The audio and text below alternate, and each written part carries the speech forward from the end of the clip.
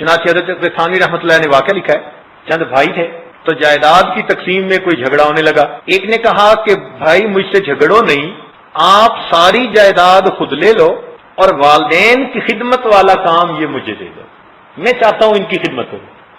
چنانچہ اس نے والدین کی خدمت کی اور بھائی جائیداد کا پورا حصہ لے کے بڑے خوش ہو گئے۔ والدین جب دنیا سے رخصت ہوئے تو وہ اس سے خوش تھے اور اس کو دعائیں دیتے تھے، مگر اس کے پاس چونکہ وسائل نہیں تھے تو غربت کی زندگی تھی۔ ایک دن اس نے خواب دیکھا، کوئی کہنے والا کہہ رہا ہے کہ فلاں جگہ پر 10 دینار پڑے ہیں، جا کے لے لو۔ اس کے والد نے اسے کہا تھا کہ بیٹے تو نے ہماری بڑی خدمت کی، اللہ تعالیٰ تجھے برکت والا رزق دے۔ اس کے دماغ میں یہ لفظ بیٹھا ہوا تھا، برکت والا رزق۔ تو خواب میں یہ پوچھتے ہیں کہ اس میں برکت ہے یا نہیں؟ انہوں نے کہا برکت نہیں ہے۔ کہتے ہیں مجھے نہیں چاہیے۔ صبح بیوی کو خواب سنایا، وہ کہنے لگی بے شک نہ لینا مگر جا کے دیکھ تو آؤ۔ بیویاں اللہ تعالیٰ کی خاص مخلوق ہوتی ہیں۔ اس نے کہا نہیں، جب میں نے لینا نہیں تو میں نے جانا بھی نہیں۔ اگلی رات پھر خواب آیا، کسی نے کہا کہ جاؤ 1 دینار رہ گیا لے لو۔ اس نے کہا برکت ہوگی اس میں؟ اس نے کہا برکت ہوگی۔ چنانچہ یہ صبح گیا اور 1 دینار اس نے لے لیا۔ جب واپس آ رہا تھا تو دل میں خیال آیا کہ کھانے کا وقت ہے، کئی دن ہوئے گھر میں اچھا کھانا نہیں پکا، تو چلو میں مچھلی جاتا۔ مچھلی خریدی، گھر لایا۔ اس کی بیوی نے جب مچھلی کاٹی تو مچھلی کی پیٹ سے ایک اتنا قیمتی ہیرا نکلا کہ جب اس نے جا کر جیولر کے پاس بیچا تو پوری زندگی کا خرچہ اسے اللہ نے عطا فرما دیا۔ یہ برکت والا رزق ہے جو بندے کی ضرورتوں کے لیے کافی ہو جاتا ہے۔ سبحان اللہ، اللہ والوں کے رزق میں یہی برکت ہوتی ہے۔ ہمارے ایک پرچیز مینیجر تھے، ان کے ہاں اولاد نہیں ہوئی شادی کے 5-6 سال تک۔ ان کی بیوی نے انہیں بہت تنگ کیا کہ جائیں کسی اللہ والے کے پاس، کوئی دعا کروائیں۔ ڈاکٹر لوگ تو کہتے ہیں کہ سب ٹھیک ہے۔ وہ کہنے لگے کہ میں نے جب پوچھا تو مجھے ایک نیک بزرگ لاہور میں تھے، ان کے بارے میں کسی نے بتایا، تو میں ان کو ملنے چلا گیا۔ ان کا ایک خادم تھا، اس نے مجھے بٹھایا اور کہا جی کہ حضرت ابھی آتے ہیں، مصروف ہیں۔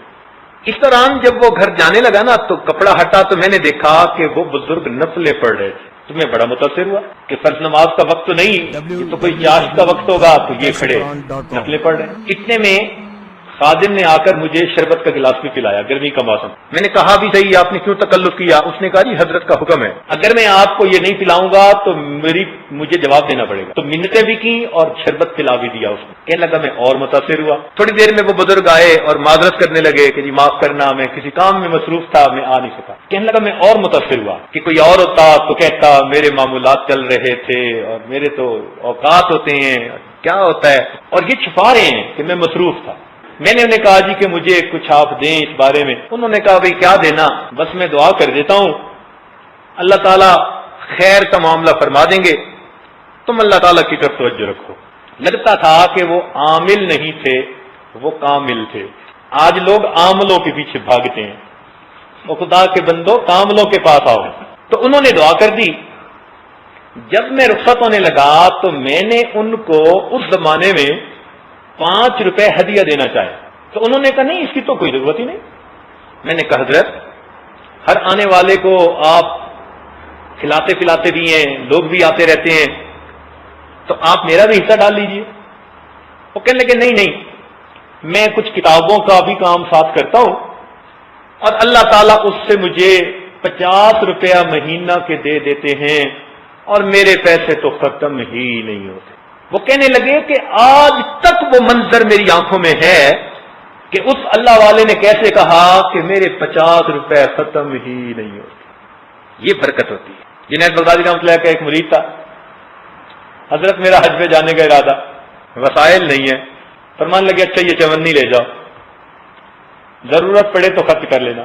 وہ جیسے ہی گاؤں سے باہر نکلا، ایک قافلہ جا رہا تھا، اس سے سلام دعا ہی، پوچھا بھائی کہاں جا رہے ہو؟ اس نے کہا ارادہ تو میرا حج پہ ہے جانے کا۔